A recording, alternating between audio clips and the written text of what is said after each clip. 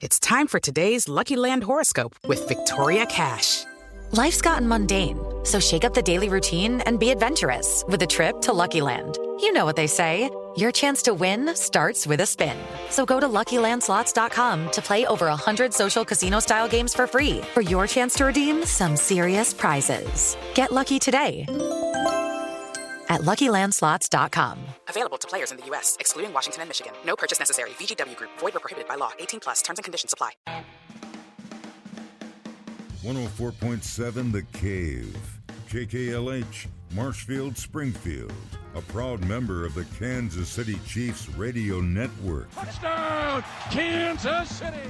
Now, it's time for Ned Talk. Yes, it's a very special edition of Ned Talk today because our own Josh Roberts he's going to do his best Joey Chestnut impersonation, and he's going to eat as many hot dogs as he can while we do Ned Talk for the next hour. Yeah, eat your heart out, Joey Chestnut. You can't talk and eat. So if you go online to our Facebook page, you'll see that Josh has a pile of hot dogs, and we'll see if he can consume them during the course of this show. And he has mustard, too. Mustard and water. Ned, what do you think of all this? Well, I think of it. This is sports at its finest, Ned. How many hot dogs hot are dog there? number one, folks. Hot dog number one. How many are there? It's going down right now. I don't know. There's several. Let's just put it that way. There's several hot dogs here. Do you think you can eat that whole case of hot dogs that has been brought in here? Time will tell. Well, wait a minute. I happen to know at these hot dog eating contests, or actually, I guess it's anything, they have buckets available. There damn well better be a bucket in here. It's a trash can. That's not a bucket. Hot dog number two, by the way, is being consumed right now. There's a bathroom just around the corner because I really don't want it to happen in here. Heavens no. No. It is Ned Talk, your local live sports talk show and your hot dog consuming program. And we're going to talk about sports while Josh eats hot dogs today. I guess, Ned, the best place for us to start is tomorrow night is our Chiefs happy hour, right? It will be. As a matter of fact, at the, what do you call it? Not the the Patton Alley, down Patton Alley. It's the dive on Patton Alley. The dive on Patton Alley. Hot dog number 3, folks. And we all start at 5 o'clock. That's when, actually 5:30. I think the doors open at 5:30. But hey, come on down. It'll be a good time. Mitch Holtis will be there. Danon Hughes will be there, and you don't really need to pepper. And I don't like that verb anyway. Pepper them with questions because those guys will answer everything, especially Holtis, who does his homework. Mitch, how are you doing? And 20 minutes later, you can ask him another question.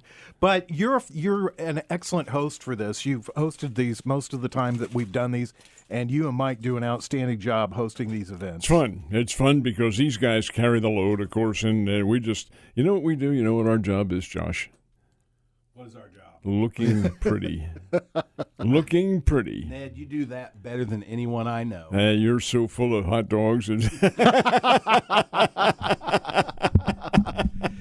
is at the Dive on Patton Street, downtown Springfield. Tomorrow night, it's the Chiefs Happy Hour 2024 with all of us at 104.7 The Cave. Ned Reynolds will be there. Josh Roberts will be there. Will be there. I think I'll be there. Let's put it that way. Mike, the intern, Jay Stevens, and, of course, the draw, Mitch Holtis and Danon Hughes, the voices of the Kansas City Chiefs, and they will talk about Chiefs. And I gone to many of these, Ned, and each year I'm ready to run through a wall for the Kansas City Chiefs right after Mitch gets done talking. He's a professional in every single respect, does a great job. And now that he doesn't have his life is consumed now by the Chiefs, just as Josh is consumed by the hot dogs. The hot dogs will win this thing. Number 4, ladies and gentlemen, number 4 is happening right now. It's being if I didn't unwrapped. have to peel them, it'd be easier. Yep. I always wanted to do sports play-by-play. I never thought I would do it with a guy eating hot dogs. With a guy eating hot dogs. Yeah, he is now pushing the mustard. Okay. The mustard he has ended the mustard covering of the hot dogs, and now he is consuming those. masticate them now. You'll notice how I masticate. Yeah, that's a big word. I'm going to look that up. It's legit. Easy. We're just friends. Yeah, this is going to be a troubled show. I can tell you that. So let's fire away, man. If you want to buy tickets to, and there won't be any hot dogs probably tomorrow night, and there probably won't be any masticating, but there will be a lot of fun tomorrow night with Mitch Holtis, Dana Hughes, Chiefs Happy Hour 2024. Tickets are available online through our website at 1047thecave.com. So I'm anxious for this one. Should be a really good one. There's actually a lot to discuss. Yeah. Now, these are the two-time reigning Super Bowl champions. No team has ever won it 3 times in a row. Been there, but never won it that many. And I think the challenge is there for Kansas City to do the three-peat and make it the first time. Number 5 being consumed right now. You may go through this during the first segment. We may have to go out for some more hot dogs. Oh. So let's hope not. Okay, let's actually talk about some sports. Ned, the place that I'd like to start is with the tune-up games that both the men's and women's Olympic teams had yesterday, and one lost and one almost lost. Well, now, I'll tell you, the women's one did not surprise me one tiny little bit. No. The men's game did, but then as I watched it, I did see that whole game. It was not a surprise because the USA came out flat. They weren't ready for this one at all. Played South Sudan. All right, South Sudan, this is their first Olympics in history. They'd never been there before. So you're thinking, well, my God, what are they doing there? Well, folks, I don't know this literally is the case, but I would doubt that any of those players have ever been to South Sudan. They had relatives there, grandmothers or whatever the case might be. They were pretty good. They're not a bad team at all. They had a sprinkling of former NBA players on there, and current ones as well. They had Duke's top recruit, who is damn good. He's a real good player. Anyway, they wanted to play. And the USA came out, kind of slogged it around, got caught on picks, and eventually found themselves down by 16 points. Number 6. Number 6, by the way, ladies and gentlemen. Number 6. All right, 16 points they're down by, and then in the third period came out and caught fire. The USA has some challenges. They are not, surprisingly enough, even with all those all-pro players, great all-stars, they're not a real good perimeter shooting team. And South Sudan shot 60% in the first half from perimeter distance. These guys have been taught well, and they are natural athletes. They're very, very good players. And the kid from Duke, he lit them up. And another kid who played a little bit for the Boston Celtics also got hot from outside. Wenyin Gabriel, I think his name is. Anyway, and they're coached by Luol Deng, who played for the Chicago Bulls. So they had good concept about them, and they're down by 16. Well, here comes the USA. In the third period, they came out and played defense. They were so lazy on defense in the first half, and it was a good wake-up call. USA wins it 101-100. They won it by 1. Wow. Coming from way down. Could have lost it at the end, but South Sudan got the ball underneath. Crowds of American players underneath. Guy took about 3 shots. Didn't get the ball in because he was killed underneath, and they didn't blow the whistles. No.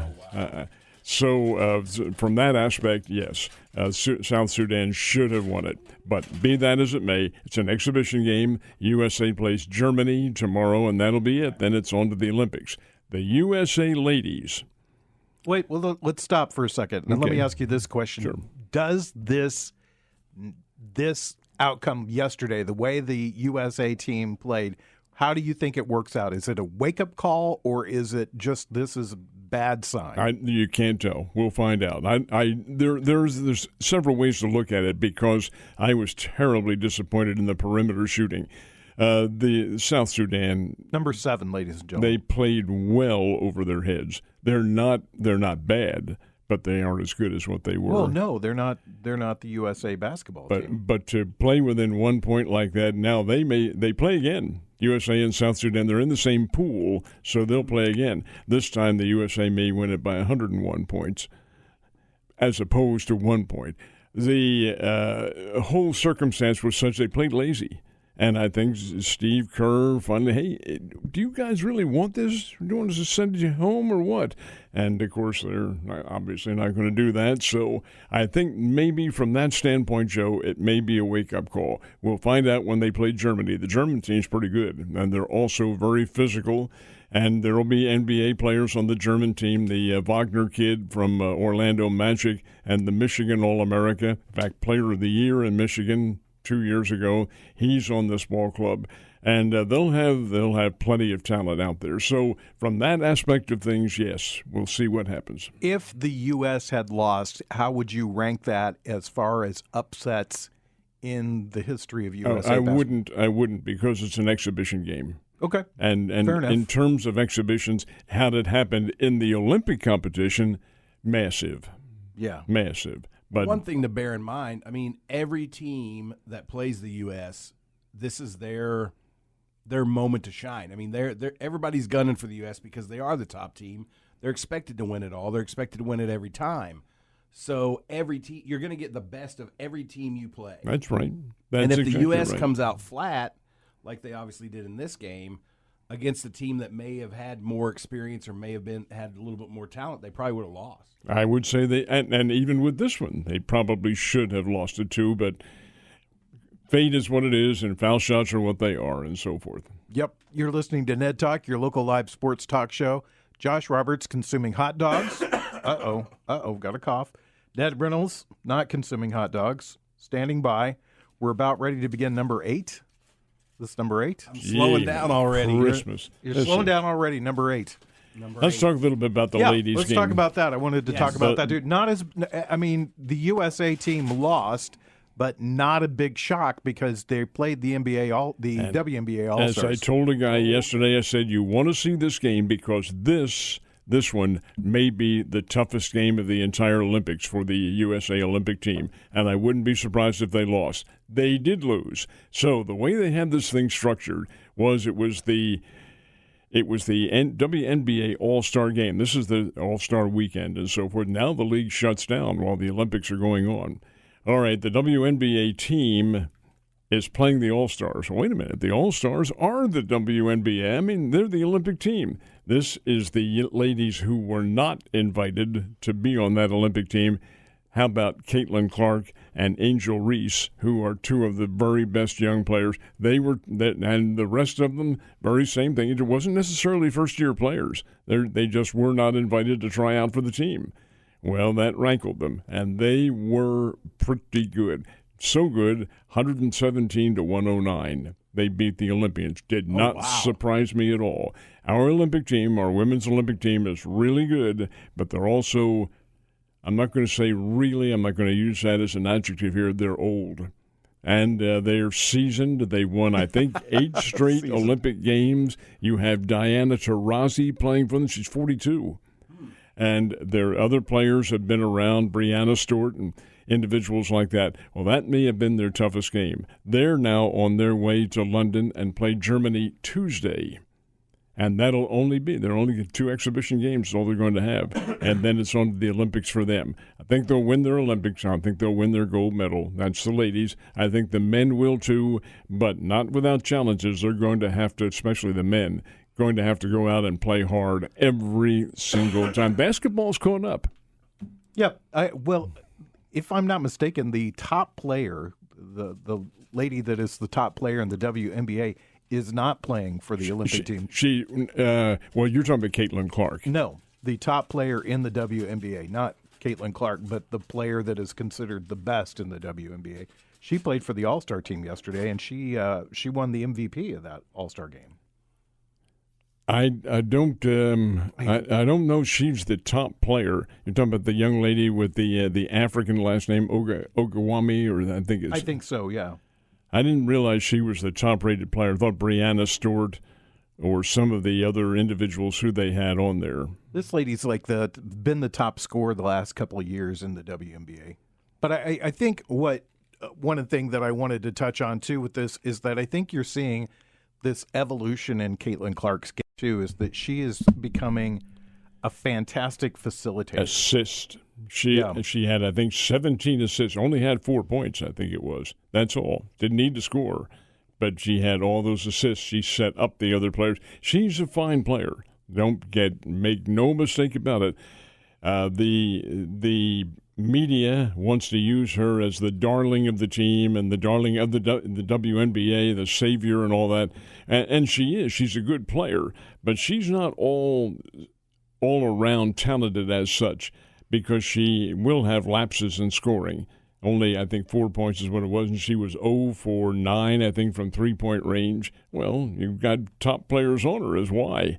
That defense makes a big difference. But overall, she's good. She's a very skilled and smart individual. Hot dog number 9 being consumed at this moment, ladies and gentlemen. And he's not getting ill, but I am watching. It's a little red in the face right now. Am I? A little bit.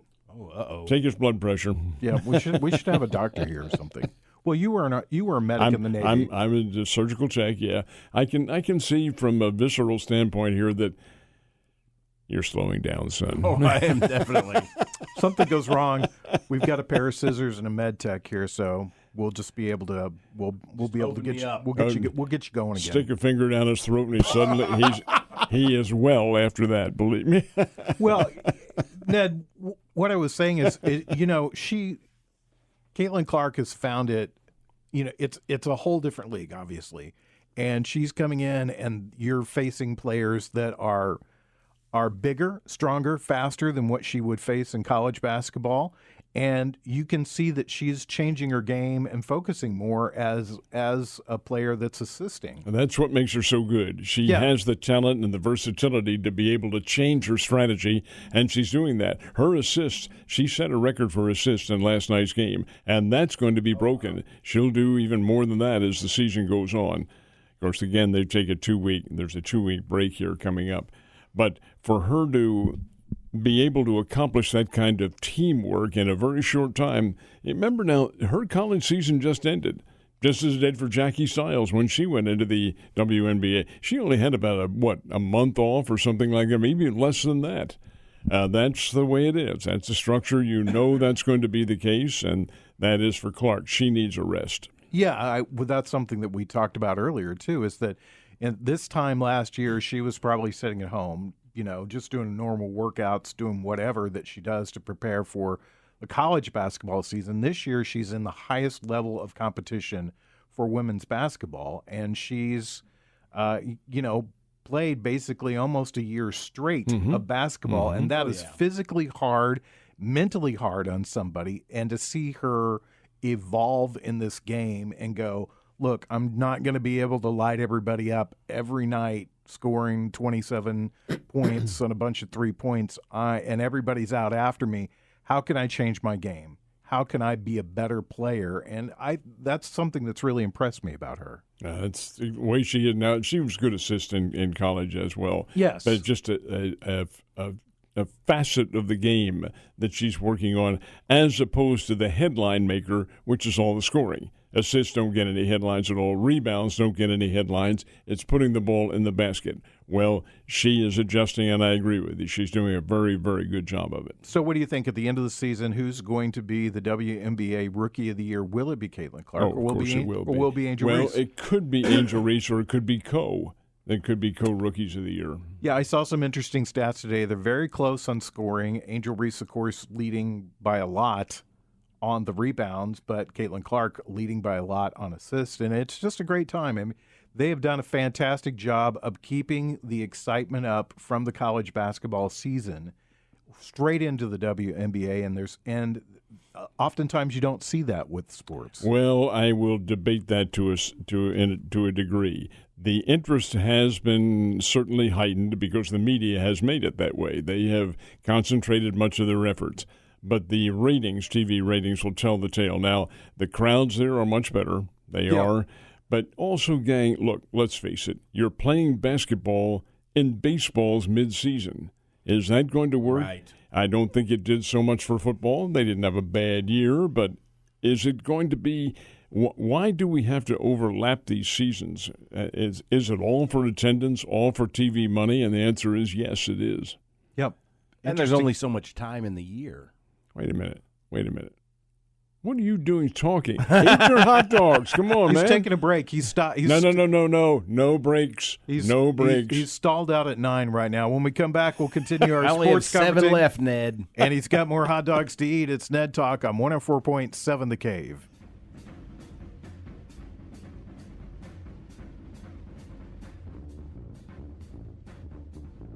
You're listening to Ned Talk on 104.7 The Cave, part of the Kansas City Chiefs radio network. Back to Ned Talk on 104.7 The Cave. A proud member of the Kansas City Chiefs radio network. For those of you fortunate enough to be scoring at home, Josh Roberts is at 9 right now. He's kind of stalled. He's taking a break. He's resting. He's got an odd look on his face. Yeah. There's been some gas in here. Hey, as the corpsman in charge here, it's time to quit. Ned's telling me to throw in the towel. Yeah. I don't know. I think I've got it. You have to face the choice: to throw in the towel or throw up. Which is I think I've got at least one more in me. No, don't. I'm advising you There's got to be a not better way of saying that. It's Ned Talk on 104.7 The Cave. We're seeing how many hot dogs Josh Roberts can consume while we talk sports. Again, the number is 9. I hope that Cullen Bunn is listening to this because he's the one who always thinks he can out-eat me. Well, we should have had a contest between you and Cullen. Cullen, it's a throwdown, Cullen. If you're out there, Cullen Bunn, listen to me. Listen to me, Cullen Bunn. You should be right here taking on Josh Roberts. We're going to have a throwdown. I challenge you, Cullen Bunn, to come down here. Yeah, eating hot dogs. We'll have to do a challenge. We'll have to have Cullen in and do a challenge. No, we don't want to do that. Yeah, that'd be nice. It'd be ugly for him. You don't want to embarrass him in front of his family, right. Do you? That's right. All right, I'm starting number 10. Number 10 right now. Ned is silent. He's watching the Cardinals on the TV right now. I am hurt that he is defying my expertise and my caution to him not to eat anymore. He's going ahead and, all right, he's told me to stick it. No, not at all. Josh, Yes, I do have to point out that Ned's medical degree is from Oscar Mayer University. All right, let's talk, since we're eating hot dogs, or Josh is eating hot dogs, let's talk baseball because hot dogs and baseball, they go together, don't Beautiful. they? They do. And one of the hottest teams in Major League Baseball since Mother's Day has been the St. Louis Cardinals. What flipped the switch? The answer is they played the easier teams. It's an easy part of the schedule that they're going through. Now, it started, so I made the statement on Mike's show last week that this series with the Atlanta Braves, I think, is a very interesting one, as is the rest of the Cardinal schedule. Why? Because we're only 10 days, or it's maybe even less than 10 days away from the trading deadline. The Atlanta Braves are not a great team this year. They trail Philadelphia, I think, by 7 games in the National League East, I think is what it is. And they haven't had a great year, and they're missing their star player who's out for the year. Well, you don't lose a Ronald Acuna and not suffer the consequences. Well, they have, and their pitching staff is not very good. I just noticed here where they put the Freed kid on IL, whatever, how long that's going to be, who knows. But they're not very good. So I'm going to have to backtrack a little bit on my prediction that the Cardinals needed to do well in this 3-game series. It's 1-1, and they're playing now. Then the Cardinals take on the Pittsburgh Pirates. They also have another series of games coming up against easier ball clubs, and they're making the most of it. Now, what's easy? These are professional baseball players. Come on, they're all good. Yes, they are to a degree, but the degrees certainly differ. The Cardinals have had some success. Can they catch the Milwaukee Brewers? Look on there on your, I think it's 5 games. Is that what the Cardinals are behind? Yeah, they're 5 back of the Brewers right now. Well, the Brewers are not all that good. They can be caught. Can the Cardinals catch them? Yes, of course they can. But keep in mind there are 12 teams in the playoffs. This isn't just what they've had in the past where the division winners and maybe one wild card. There are 2 more wild cards in the thing. Well, your path to being in the playoffs is wide open now. Are the Cardinals a championship contender? I don't think so. I don't think their pitching staff is strong enough. But over and above that, when they get into the tougher part of their schedule against the Dodgers, and they have the Dodgers still to play, they have the Padres, I believe, who come into St. Louis to play next, and there will be a day of reckoning for the St. Louis team. Are they good enough to be in the playoffs? Yeah, because there are 12 teams. Are they good enough to be a contender? I'm going to say they are not. Right in the rearview mirror is the Pittsburgh Pirates, who have suddenly come to life, and I think a lot of that has to do with the young man they have that's pitching for them every fifth day. Skeens, and he is very, very, very good. He started the All-Star game when he didn't strike out anybody in the first inning, but he only faced 3 batters, and then he was out of there. Skeens is very good. In fact, he's better than very good. More than likely, he will be Rookie of the Year.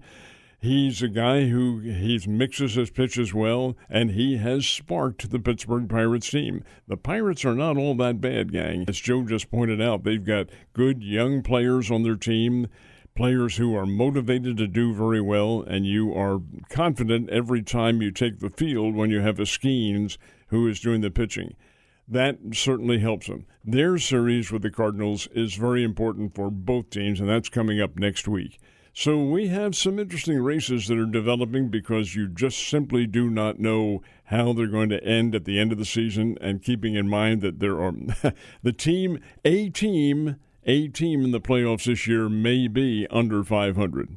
I don't find that acceptable at all. I don't like that. When I'm looking at the schedule, or when I'm looking at standings, I guess I should say, we're 99 games in for the Kansas City Royals, and they are 9 games above 500. They're in third place. But that division, the American League Central, is better this year than it's been in the past. You've got 3 teams that are over 500. You have 1 team that is right below it, the Detroit Tigers, who may have somebody they have an outstanding young pitcher on their team, schoolboy kid, and he is quite good. Yeah, and so that's a tight race right there, even though Cleveland's been on top and seems to maintain an arm's distance. The Royals have continued to play really good, solid baseball, and Bobby Witt is being recognized as one of the best players in baseball right now. In the home run derby. Yep. And comported himself very well in the home run derby. He's not your quintessential home run hitter, but he is a good hitter, period. And he decided to change the swing a bit. Of course, the pitching is altogether different, too, his batting practice. But the fact is, he stuck a number of home runs into the stadium in Arlington, Texas, and was a candidate to win that thing. However, by the same token, I'm going to stick by my prediction that Kansas City, yes, they are a much, much better team. They're a contender next year and the year after that and the year after that. They're that good. I don't think they are this year. I don't think they're quite mentally ready yet to accept that challenge, but who knows? 12 teams in the playoffs. You never can tell what's going to happen. Do you think they make the playoffs this year? Yeah, I think there's a chance they will, yeah. Mm-hmm. The Cardinals and the Royals both could be in the playoffs this year. Could be. Very interesting. Could there be 3 teams out of that division that make the playoffs? It's a possibility. Sure. Yeah, it's a possibility. It'll be tough because the American League East will probably get 2 teams for sure. Right. Probably have 2 teams for sure. One team that had major problems at the beginning of the season, they've righted the ship, and that's the Houston Astros. Well, again, you have a veteran team. This will probably be their last chance because those guys are getting longer tooth. But by the same token, and they can't cheat anymore. Or any less, for that matter. Josh, come on. They found a new way. Drones. Drones aren't allowed. The teams come off the field when that happens. That's the ruling. Again, the Astros have the veteran composition of their team to make them challenges. If they can physically stand up to it, there's the problem. Can they make it through? They're not a young team at all, but they do have the experience. That's why I think they have a shot at making the trade. Seattle Mariners are the ones who absolutely puzzle me. They should, from a talent standpoint, be way out in front and just kind of governing everything. What are they, in the lead by, 2 games? They are no longer in the lead. The Astros are 1 game up on them. Yep. Wow. That was yesterday then. Okay, good. And the Rangers are 6 behind. So, that race is tightening up. The American League East is tight, a 2-game lead for Baltimore. Really, the National League, the Cardinals, I don't hear a lot of talk, especially in the national media, about the Milwaukee Brewers, but they have kept everybody at an arm's length distance, and so have the Dodgers. And the Phillies have too. I mean, there's really those races, I won't say are over, but they're certainly not tight right now. Philadelphia has faltered here at the start of the All-Star break. They're playing Pittsburgh, and the Buccos came out and won the first couple of games here. Now I think they play again this afternoon. But the fact is that Philadelphia, and we've talked about this time and again, it happens in a 162-game schedule. You have peaks and valleys, and they are in a valley. The difference is that the contending teams have lesser or more shallow valleys and much higher peaks. Right. But they all go through, all of them, I don't care who you are, they all go through that rhythm of 162 games, because in professional sports, that's the formula and the rhythm that they get into. Well, the rhythm for the Chicago White Sox is just bad. The rhythm never started. 27 wins, 73 losses. Their run differential is 188. That team is just terrible. They got off to a terrible start, and they are not a good team. They have a very good and highly sought outfielder in Luis Robert. I think he'll probably go in the trading deadline. They have other individuals on their team who also could go in there, again, depending on what they want. The trading deadline's not all just what's a team need. It's who do you give up and what do you get? So there are a number of factors involved. Let me toss a name out as we go into the break, Ned, to think that he might actually, there's a chance he could be back in a Cardinals uniform. It's Jack Flaherty? Yep. I think there's a very good chance that he could be. The Cardinals are interested in, or at least have asked about, the availability of Jack Flaherty to come back. Would he be good? Yeah. He has moments that he's quite dominant on the mound. I think it's more mental than anything else. But, yeah, he could come back. But I'm not so sure the Cardinals are going to want to change their whole circumstance because, again, to get Jack Flaherty back, what would they have to give up? Yep. Well, Josh is in a hot dog daze. You were just staring off into the distance. Oh, I was listening. You didn't look like it. Oh, I was. We're at 10 hot dogs, ladies and gentlemen. We did 9 in the first segment, 1 in the second segment. It's a war of attrition, Joe. We'll see how the third segment goes. It's Ned Talk on 104.7 The Cave.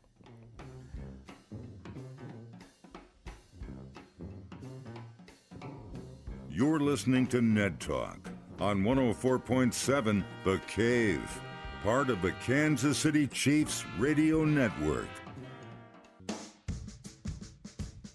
Back to Ned Talk on 104.7 The Cave, a proud member of the Kansas City Chiefs radio network. Las Vegas had the over-under at 12 hot dogs, and Josh finished at the under. He has thrown in the towel, so to speak.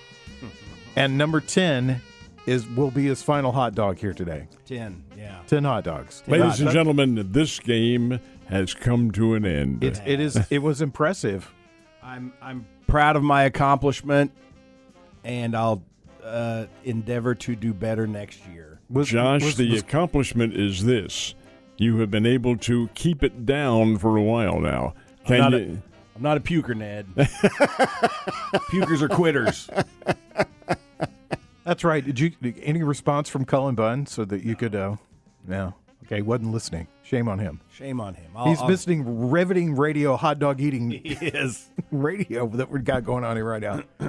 So anyway, I wanted to touch on something I know that's dear to your heart, Ned, and that is Wimbledon. And we didn't get a chance to talk about this last week. And two-time Wimbledon champion and an impressive performance in the finals. Carlos Alcaraz is the next coming of the dominant tennis player. He's already won Wimbledon twice now and a number of other tournaments, and he is good. He played Novak Djokovic, of course, for the championship. Keep in mind now, Djokovic, I'm surprised that he's playing Wimbledon because he had knee surgery. It was arthroscopic surgery, but knee surgery nonetheless. Just 4 or 5 weeks ago. Oh, wow. And he's out there, and he played at it, and his intention is to play in the Olympic Games. He played well. Now, he did have some pretty tough matches. Alcaraz just breezed through. They get to the championship match, and right from the get-go, there was no question that this is all Alcaraz. He blew away Djokovic in the first 2 sets. The final set, when Novak finally woke up and decided to play some tennis, it was very good. But you could see the big difference. Djokovic is a master at little dink shots, little spinning shots over the net that do all sorts of magic tricks. And he tried any number of them, and Alcaraz got to every single one of them and hit winners back. That just doesn't happen. And yet it did with him. This 21-year-old kid is really, really good player. So, yeah, I think we're changing the scenario. It's certainly in men's tennis and in women's tennis, I must admit to you. The Krejcikova is how she pronounces her name. I'm not even familiar with her at all. And she won the women's singles title. But, yeah, pretty doggone good tennis. And they're all so young and strong and fast. That is the key. Yeah, one of the things that I noticed during especially the men's final, is how much of the court that these guys actually cover. You do not realize what tremendous athlete they are, but their coverage of a tennis court is amazing. When you talk, I'm glad you said that, Joe, because that's 100% correct. That's what you don't realize. You think, oh, couldn't they playing tennis from back and forth? It isn't back and forth. It's corner to corner at a constant level. These guys are so good, and gals are so good. They place their shots. That's how you win the matches, by being very definitive. You don't just overpower a person. That doesn't happen in tennis. You out-strategize them. And watching these individuals, Alcaraz especially, is so good at what he does and hitting winning shots. Djokovic is one of the hardest servers in the country and in the world, for that matter. And every one of them returned at a blistering pace. I mean, I was just totally astounded by what I saw. Well, I'll tell you the other aspect of tennis that's always fascinated me. Yes, they are able to cover so much ground, but then the anticipation of where they think their opponent's going to hit the ball also is amazing to me, because if they can't wait until the guy hits the ball to then respond to that. They have to try to anticipate where they're going to hit it. And that's what fascinates me with tennis. You watch them with the serve and volley and the net players. The net players are always very good, Djokovic being one of them, and they're so good at charging the net and making the individual, from a visual standpoint, hit the ball right back to them. Not Alcaraz. He hits it past them, and oh, heavens, that was just beautiful tennis. How old is Djokovic? 36. Wow. Well, you know, that I knew that he was older, but here he is again in the Wimbledon finals. He's been the most dominant tennis player, taking that from your favorite, from your favorite tennis player, Roger Federer, and from Pete Sampras, who was also the forerunner to all of this. The interesting thing about Djokovic, he has 24 major titles. That's the record. He wants that 25th. Now, the next shot is the U.S. Open, which begins on or around the Labor Day weekend. It depends on the calendar, probably a week before and a week after, whatever. But that's hard court, and that's where Djokovic is skilled, on the hard court tennis. Wow. Now, what do the other guys do? Be interesting to see. Alcaraz is very, very good, folks, but can he adjust his game to play on hard court? That's the secret to the good tennis player, making the adjustments. Clay in France, grass at Wimbledon, hard court at both Australia and at the U.S. We've seen the passing of the Williams sisters, and who are the dominant players on the female side? Coco Gauff is very good. The top player is the young lady from Poland, and she got knocked out of it. She got knocked out in the fourth round, I believe it is. Iga Swiatek, I don't remember how she pronounces her name, but the fact of the matter remains she is the number one in the world. So you have some very good players right up there. I like the young lady from the USA, Navarro, who's a University of Virginia graduate, an NCAA national singles champ who got in and knocked out Coco Gauff. So, indeed, you have a differing of the stages of women's tennis as well. But, again, it's such an individual game, and a lot depends on the individual's attitude, physical skills on any day. There is no such thing, in my opinion, as an overpowering player. Closest one is Alcaraz. is just amazing to watch the tournaments because it is such a mental and physical test for players. That's what it is. And you were right, Ned.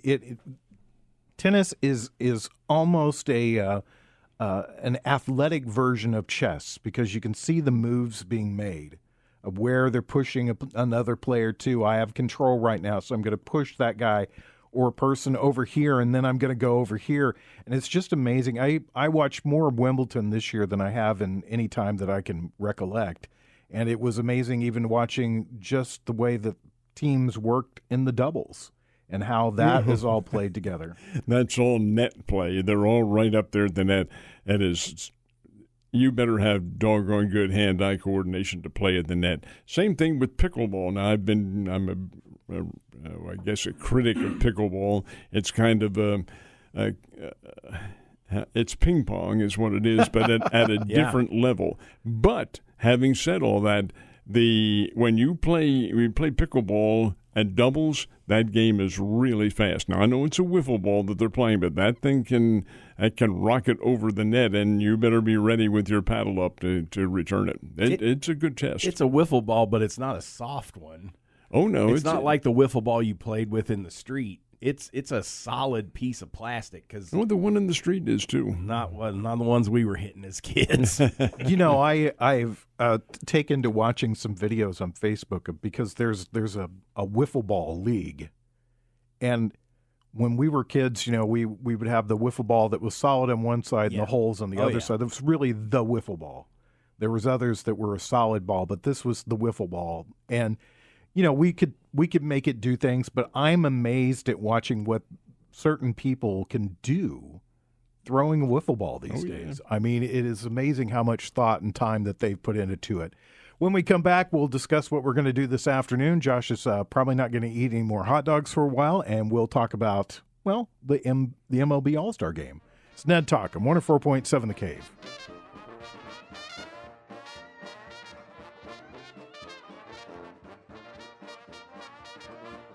You're listening to Ned Talk on 104.7 The Cave, part of the Kansas City Chiefs Radio Network.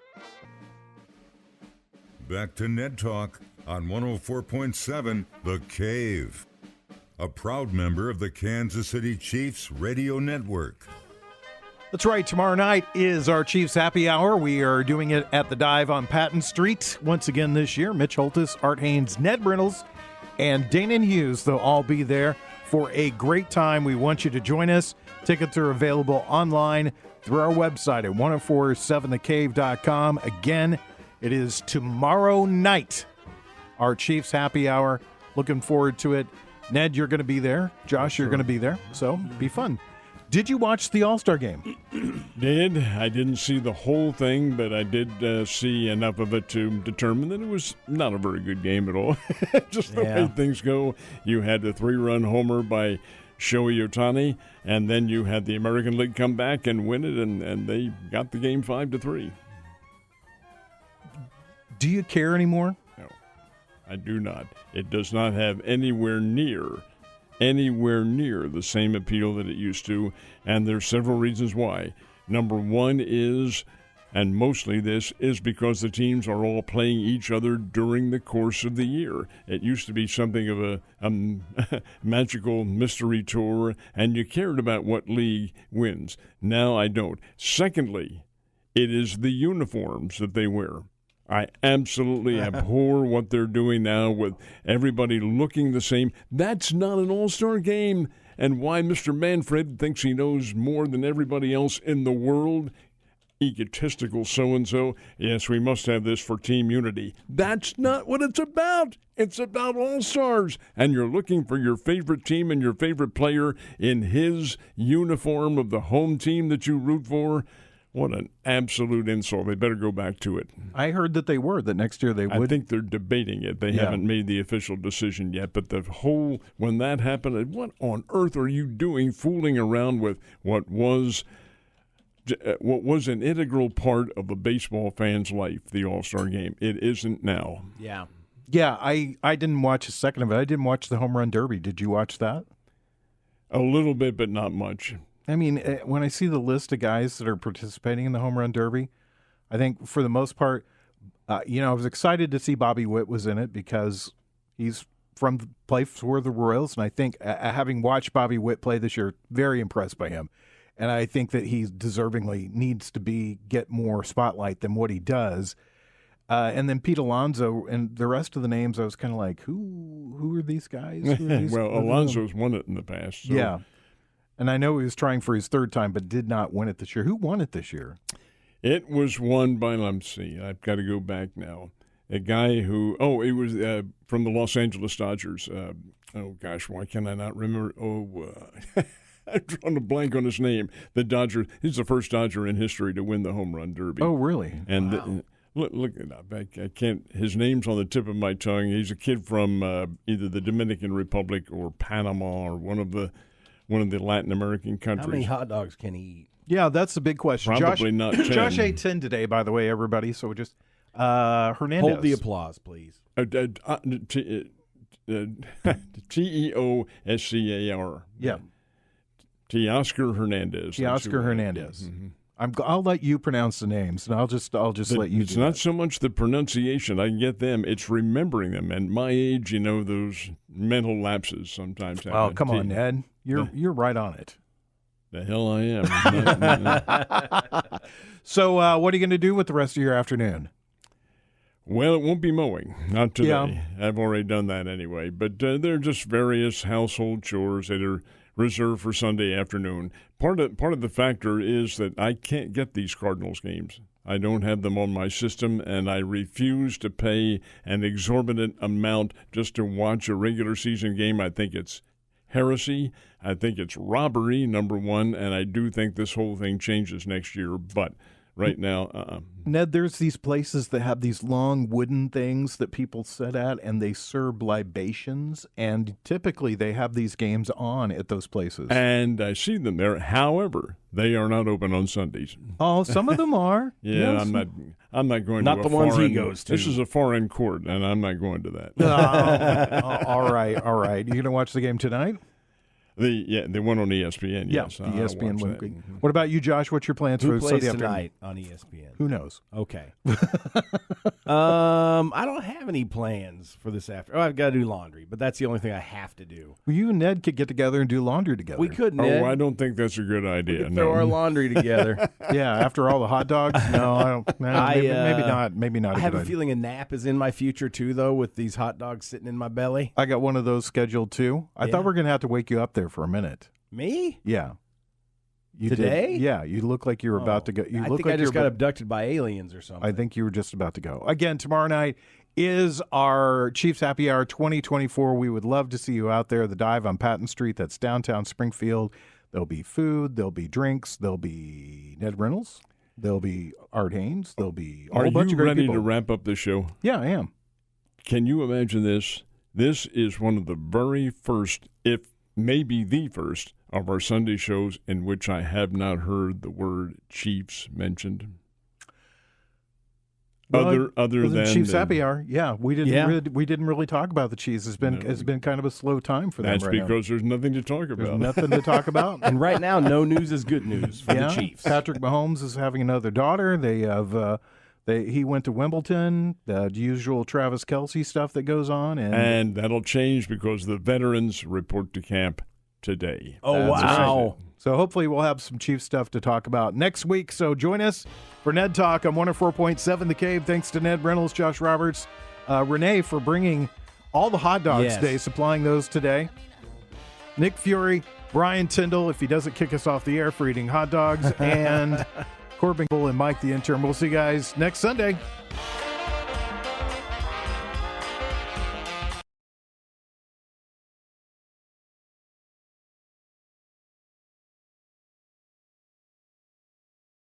With the Lucky Land Slots, you can get lucky just about anywhere.